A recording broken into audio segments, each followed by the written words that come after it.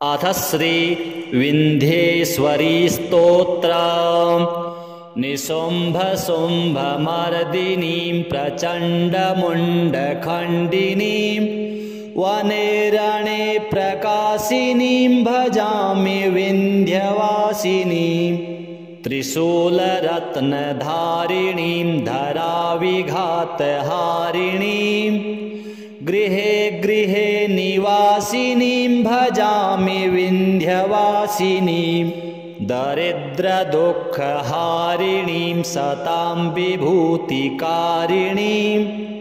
वियोगशोकहारिणीं भजामि विन्ध्यवासिनीं। लसत्सु लोललोचनां लतां सदा वरप्रदां कपालशूलधारिणीं भजामि विन्ध्यवासिनीं।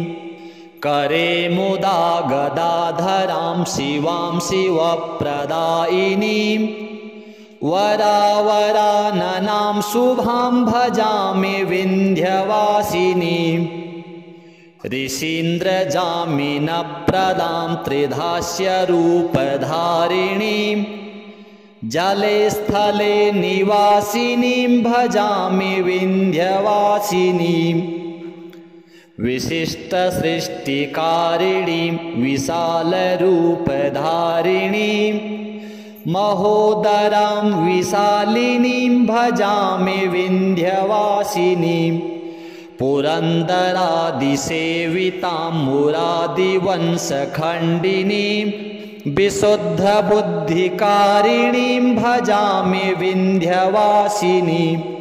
निशुम्भशुम्भमर्दिनीं प्रचण्डमुण्डखण्डिनीं वने रणे प्रकाशिनीं भजामि विन्ध्यवासिनीं। त्रिशूलरत्नधारिणीं धराविघातहारिणीं गृहे गृहे निवासिनीं भजामि विन्ध्यवासिनीं। दरिद्रदुःखहारिणीं सतां विभूतिकारिणीं वियोगशोकहारिणीं भजामि विन्ध्यवासिनीं। लसत्सु लोललोचनां लतां सदा वरप्रदां कपालशूलधारिणीं भजामि विन्ध्यवासिनीं। करे मुदा गदाधरां शिवां शिवप्रदायिनीं वरावराननां शुभां भजामि विन्ध्यवासिनीं। ऋषीन्द्रजामिनप्रदां त्रिधास्यरूपधारिणीं जले स्थले निवासिनीं भजामि विन्ध्यवासिनीं। विशिष्टसृष्टिकारिणीं विशालरूपधारिणीं महोदरां विशालिनीं भजामि विन्ध्यवासिनीं। पुरन्दरादिसेवितां मुरादिवंशखण्डिनीं विशुद्धबुद्धिकारिणीं भजामि विन्ध्यवासिनीं। निशुम्भशुम्भमर्दिनीं प्रचण्डमुण्डखण्डिनीं वने रणे प्रकाशिनीं भजामि विन्ध्यवासिनीं। त्रिशूलरत्नधारिणीं धराविघातहारिणीं गृहे गृहे निवासिनीं भजामि विन्ध्यवासिनीं। दरिद्रदुःखहारिणीं सतां विभूतिकारिणीं वियोगशोकहारिणीं भजामि विन्ध्यवासिनीं। लसत्सु लोललोचनां लतां सदा वरप्रदां कपालशूलधारिणीं भजामि विन्ध्यवासिनीं। करे मुदा गदाधरां शिवां शिवप्रदायिनीं वरावराननां शुभां भजामि विन्ध्यवासिनीं। ऋषीन्द्रजामिनप्रदां त्रिधास्यरूपधारिणीं जले स्थले निवासिनीं भजामि विन्ध्यवासिनीं विशिष्टसृष्टिकारिणीं विशालरूपधारिणीं महोदरां विशालिनीं भजामि विन्ध्यवासिनीं पुरन्दरादिसेवितां मुरादिवंशखण्डिनीं विशुद्धबुद्धिकारिणीं भजामि विन्ध्यवासिनीं निशुम्भशुम्भमर्दिनीं प्रचण्डमुण्डखण्डिनीं वने रणे प्रकाशिनीं भजामि विन्ध्यवासिनीं त्रिशूलरत्नधारिणीं धराविघातहारिणीं गृहे गृहे निवासिनीं भजामि विन्ध्यवासिनीं दरिद्रदुःखहारिणीं सतां विभूतिकारिणीं वियोगशोकहारिणीं भजामि विन्ध्यवासिनीं लसत्सुलोललोचनां लतां सदा वरप्रदां कपालशूलधारिणीं भजामि विन्ध्यवासिनीं करे मुदा गदाधरां शिवां शिवप्रदायिनीं वरावराननां शुभां भजामि विन्ध्यवासिनीं ऋषीन्द्रजामिनप्रदां त्रिधास्यरूपधारिणीं जले स्थले निवासिनीं भजामि विन्ध्यवासिनीं विशिष्टसृष्टिकारिणीं विशालरूपधारिणीं महोदरां विशालिनीं भजामि विन्ध्यवासिनीं पुरन्दरादिसेवितां मुरादिवंशखण्डिनीं विशुद्धबुद्धिकारिणीं भजामि विन्ध्यवासिनीं निशुम्भशुम्भमर्दिनीं प्रचण्डमुण्डखण्डिनीं वने रणे प्रकाशिनीं भजामि विन्ध्यवासिनीं त्रिशूलरत्नधारिणीं धराविघातहारिणीं गृहे गृहे निवासिनीं भजामि विन्ध्यवासिनीं दरिद्रदुःखहारिणीं सतां विभूतिकारिणीं वियोगशोकहारिणीं भजामि विन्ध्यवासिनीं लसत्सुलोललोचनां लतां सदा वरप्रदां कपालशूलधारिणीं भजामि विन्ध्यवासिनीं करे मुदा गदाधरां शिवां शिवप्रदायिनीं वरावराननां शुभां भजामि विन्ध्यवासिनीं ऋषीन्द्रजामिनप्रदां त्रिधास्यरूपधारिणीं जले स्थले निवासिनीं भजामि विन्ध्यवासिनीं विशिष्टसृष्टिकारिणीं विशालरूपधारिणीं महोदरां विशालिनीं भजामि विन्ध्यवासिनीं पुरन्दरादिसेवितां मुरादिवंशखण्डिनीं विशुद्धबुद्धिकारिणीं भजामि विन्ध्यवासिनीं निशुम्भशुम्भमर्दिनीं प्रचण्डमुण्डखण्डिनीं वने रणे प्रकाशिनीं भजामि विन्ध्यवासिनीं त्रिशूलरत्नधारिणीं धराविघातहारिणीं गृहे गृहे निवासिनीं भजामि विन्ध्यवासिनीं दरिद्रदुःखहारिणीं सतां विभूतिकारिणीं वियोगशोकहारिणीं भजामि विन्ध्यवासिनीं लसत्सु लोललोचनां लतां सदा वरप्रदां कपालशूलधारिणीं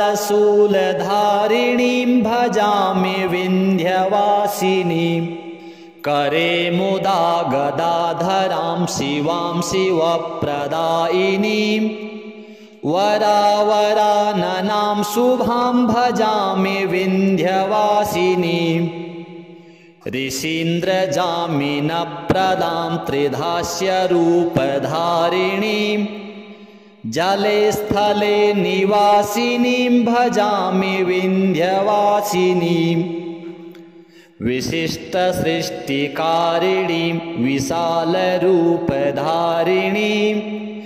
महोदरां विशालिनीं भजामि विन्ध्यवासिनीं पुरन्दरादिसेवितां मुरादिवंशखण्डिनीं विशुद्धबुद्धिकारिणीं भजामि विन्ध्यवासिनीं निशुम्भशुम्भमर्दिनीं प्रचण्डमुण्डखण्डिनीं वने रणे प्रकाशिनीं भजामि विन्ध्यवासिनीं त्रिशूलरत्नधारिणीं धराविघातहारिणीं गृहे गृहे निवासिनीं भजामि विन्ध्यवासिनीं दरिद्रदुःखहारिणीं सतां विभूतिकारिणीं वियोगशोकहारिणीं भजामि विन्ध्यवासिनीं लसत्सु लोललोचनां लतां सदा वरप्रदां कपालशूलधारिणीं भजामि विन्ध्यवासिनीं करे मुदा गदाधरां शिवां शिवप्रदायिनीं वरावराननां शुभां भजामि विन्ध्यवासिनीं ऋषीन्द्रजामिनप्रदां त्रिधास्यरूपधारिणीं जले स्थले निवासिनीं भजामि विन्ध्यवासिनीं विशिष्टसृष्टिकारिणीं विशालरूपधारिणीं महोदरां विशालिनीं भजामि विन्ध्यवासिनीं पुरन्दरादिसेवितां मुरादिवंशखण्डिनीं विशुद्धबुद्धिकारिणीं भजामि विन्ध्यवासिनीं निशुम्भशुम्भमर्दिनीं प्रचण्डमुण्डखण्डिनीं वने रणे प्रकाशिनीं भजामि विन्ध्यवासिनीं त्रिशूलरत्नधारिणीं धराविघातहारिणीं गृहे गृहे निवासिनीं भजामि विन्ध्यवासिनीं दरिद्रदुःखहारिणीं सतां विभूतिकारिणीं वियोगशोकहारिणीं भजामि विन्ध्यवासिनीं लसत्सु लोललोचनां लतां सदा वरप्रदां कपालशूलधारिणीं भजामि विन्ध्यवासिनीं करे मुदा गदाधरां शिवां शिवप्रदायिनीं वरावराननां शुभां भजामि विन्ध्यवासिनीं ऋषीन्द्रजामिनप्रदां त्रिधास्यरूपधारिणीं जले स्थले निवासिनीं भजामि विन्ध्यवासिनीं विशिष्टसृष्टिकारिणीं विशालरूपधारिणीं महोदरां विशालिनीं भजामि विन्ध्यवासिनीं पुरन्दरादिसेवितां मुरादिवंशखण्डिनीं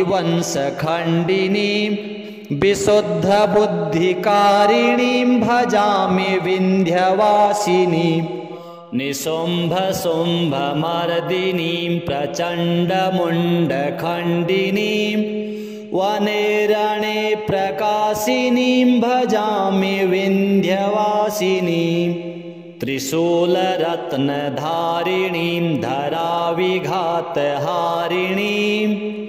गृहे गृहे निवासिनीं भजामि विन्ध्यवासिनीं दरिद्रदुःखहारिणीं सतां विभूतिकारिणीं वियोगशोकहारिणीं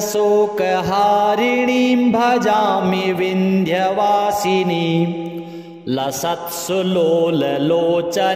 लतां सदा वरप्रदां कपालशूलधारिणीं भजामि विन्ध्यवासिनीं करे मुदा गदाधरां शिवां शिवप्रदायिनीं वरावराननां शुभां भजामि विन्ध्यवासिनीं ऋषीन्द्रजामिनप्रदां त्रिधास्यरूपधारिणीं जले स्थले निवासिनीं भजामि विन्ध्यवासिनीं विशिष्टसृष्टिकारिणीं विशालरूपधारिणीं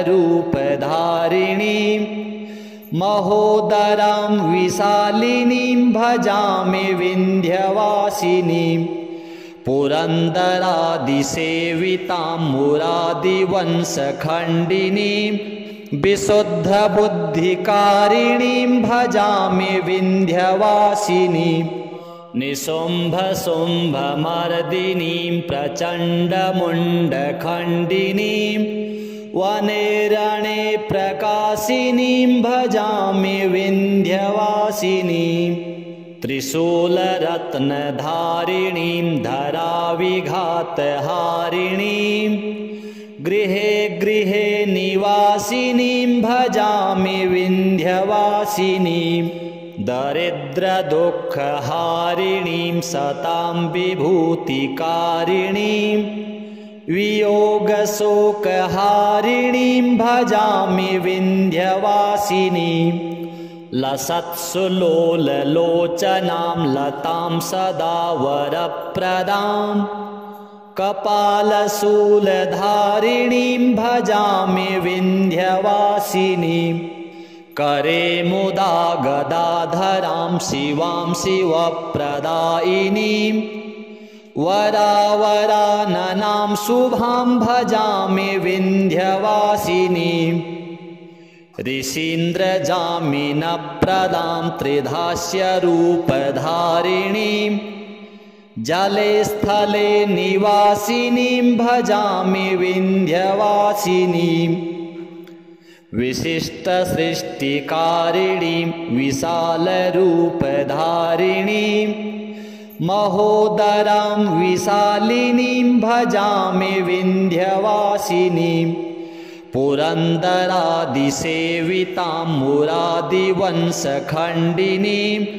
विशुद्धबुद्धिकारिणीं भजामि विन्ध्यवासिनीं निशुम्भशुम्भमर्दिनीं प्रचण्डमुण्डखण्डिनीं वने रणे प्रकाशिनीं भजामि विन्ध्यवासिनीं त्रिशूलरत्नधारिणीं धराविघातहारिणीं गृहे गृहे निवासिनीं भजामि विन्ध्यवासिनीं दरिद्रदुःखहारिणीं सतां विभूतिकारिणीं वियोगशोकहारिणीं भजामि विन्ध्यवासिनीं लसत्सुलोललोचनां लतां सदा वरप्रदां कपालशूलधारिणीं भजामि विन्ध्यवासिनीं करे मुदा गदाधरां शिवां शिवप्रदायिनीं वरावराननां शुभां भजामि विन्ध्यवासिनीं ऋषीन्द्रजामिनप्रदां त्रिधास्यरूपधारिणीं जले स्थले निवासिनीं भजामि विन्ध्यवासिनीं विशिष्टसृष्टिकारिणीं विशालरूपधारिणीं महोदरां विशालिनीं भजामि विन्ध्यवासिनीं पुरन्दरादिसेवितां मुरादिवंशखण्डिनीं विशुद्धबुद्धिकारिणीं भजामि विन्ध्यवासिनीम्।